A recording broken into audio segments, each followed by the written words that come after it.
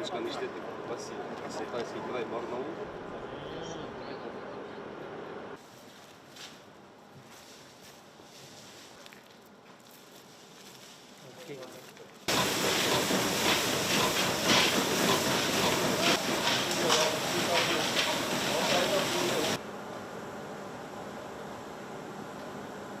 Ostri park koji je skušan po majdu sa džanom čitavi.